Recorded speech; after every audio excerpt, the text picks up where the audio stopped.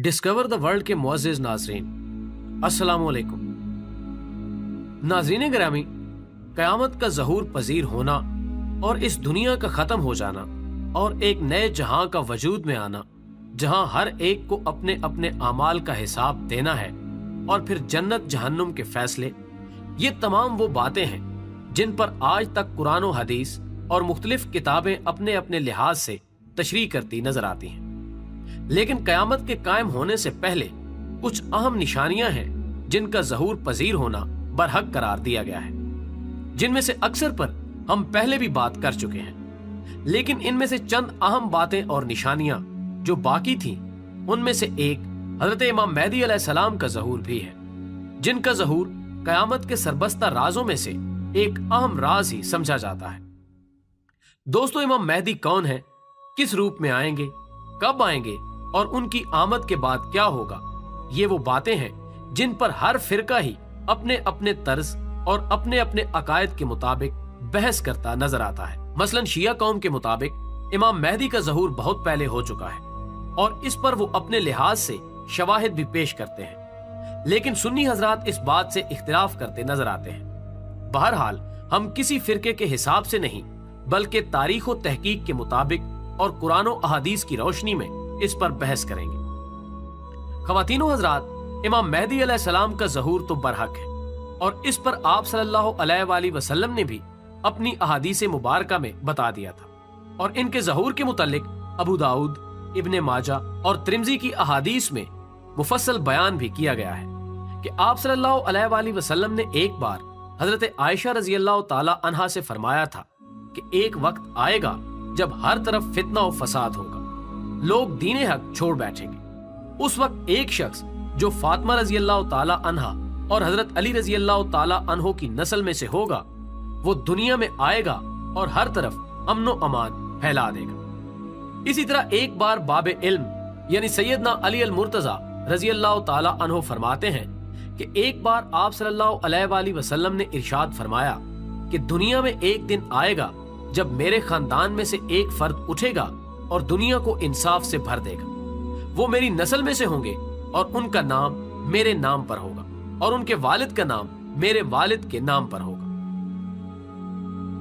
दोस्तों, इमाम मेहदी का असली नाम, शख्सियत और हुलिया कैसा होगा, इसके बारे में मुख्तलिफ जगह जो इरशादात होते हैं, उनके मुताबिक इनका असल नाम इमाम मुहम्मद अब्दुल्ला होगा।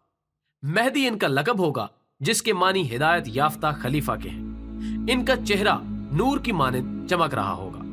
और नाक ऊंची होगी, दोनों भवों के दरमियान कदरे फासला होगा और आंखें सुरमगी होंगी और उम्र 15 से 25 साल होगी। इनकी शख्सियत और कायदाना सलाहियतें बिल्कुल आप सल्लल्लाहु अलैहि वसल्लम की मानिंद होंगी और जैसे आप सल्लल्लाहु अलैहि वसल्लम के दौर में इस्लाम फैला फूला था, ऐसे ही इनके दौर में फैलेगा। नाज़रीन, इनकी आमद के मुतल्लिक बयान होता है कि जब दुनिया जंगों और फितने फसाद से दोचार होगी, हर तरफ मजालिम के पहाड़ टूट रहे होंगे, मदीना और मक्का के बाहर फितना और फसाद बर्पा होगा, खाना काबा पर हमले हो रहे होंगे, इस वक्त एक शख्स तमाम तर कायदाना सलाहियतों से लेस और जदीद टेक्नोलॉजी से रूशनास दुनिया में ज़हूर पजीर होगा। इनकी आमद के वक्त तो किसी को यह अंदाजा नहीं होगा कि यही इमाम मेहदी अलैहिस्सलाम है जिनका जिक्र अहादीस में हो चुका है। लेकिन बाद में जब दुनिया में अमनो आशती कायम होगी तो दौरान हज वो खुद को जाहिर करेंगे और वही वो वक्त होगा जब लोग जोक दर जोक इनके पास हाजिर होंगे और इनके हाथ पर बैत करेंगे,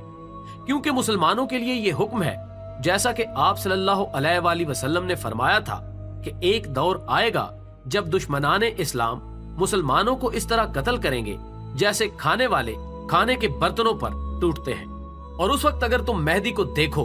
तो उनसे बैत कर लेना, चाहे तुम्हें बर्फ पर घसीट कर ही क्यों न जाना पड़े,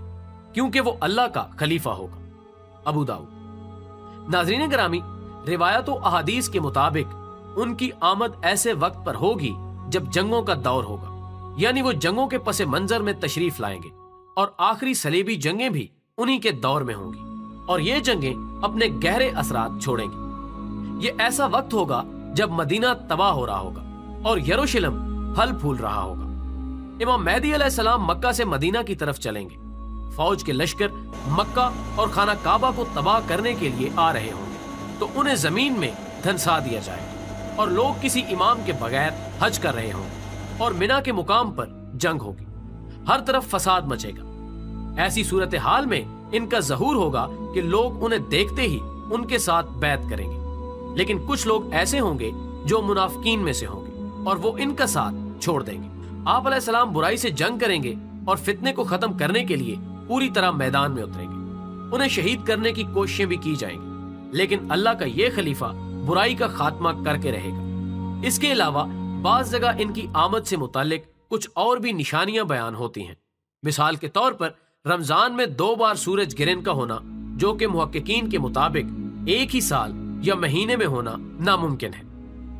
دوستو، اس کے علاوہ مشرق سے ایک ستارہ نکلے گا جو 14ویں کے چاند کی طرح چمکتا ہوگا۔ تاریخ کے مطابق یہ ستارہ پہلے انبیاء کے دور میں اہم اوقات میں نکلا کرتا تھا، جیسے فرعون کے لشکر کے تباہ ہونے، نوح کی کشتی کے چلنے اور قوم کے تباہ ہونے کے وقت ظہور پذیر ہوتا تھا۔ ترجمان رسول حضرت ابو ہریرہ رضی اللہ تعالی عنہ سے روایت ہے کہ آپ صلی اللہ علیہ وآلہ وسلم نے فرمایا تھا کہ کالے جھنڈے والے خراسان سے آئیں گے اور ہر طرف اپنے پرچم لہرا دیں گے۔ یہ وفد امام مہدی کا ہوگا جو ان کی سپہ سالاری میں ہر طرف اپنی طاقت کا سکہ جما دے گا۔ ناظرین گرامی، اب جیسا کہ ان احادیث کے مطابق ان کی آمد جنگوں کے دور میں ہوگی تو عین ممکن ہے کہ دنیا کی تیسری عالمی جنگ انہی کی سربراہی میں لڑی جائے، جس کے بارے میں روز نئے نئے انکشافات ہوتے رہتے ہیں۔ موجودہ محققین کے مطابق امریکہ جو اپنی سپر پاور آہستہ آہستہ کھو رہا ہے، ایک وقت میں مشتعل ہو کے وہ مسلمانوں سے عظیم جنگ کرے گا، جس کو تیسری عالمی جنگ کے نام سے جوڑا جاتا ہے۔ اب اس تیسری جنگ اور امام مہدی کا ظہور ان کڑیوں کو آپس میں کسی حد تک ملاتا ہے، اور مستقبل قریب میں کیا ہونا ہے، کن اوقات میں ہونا ہے اور کیسے ہونا ہے، اس کا علم تو صرف اللہ کے پاس ہے اور وہی جاننے والا ہے۔ خیر، ہماری دعا یہ ہے کہ ہم ایسے واقعات میں ایمان والوں میں شمار ہوں اور اللہ کے ہاں اسی حالت میں اٹھائے جائیں۔ دوستو، ویڈیو پسند آنے کی صورت میں اسے زیادہ سے زیادہ لائک کر کے ہماری حوصلہ افزائی کریں اور زیادہ سے زیادہ شیئر کرنے میں ہمارا ساتھ دیں۔ ہماری اگلی ویڈیو آنے تک اپنا، دوستوں اور گرد و نواح کے تمام لوگوں کا بہت سارا خیال رکھیں۔ اللہ حافظ۔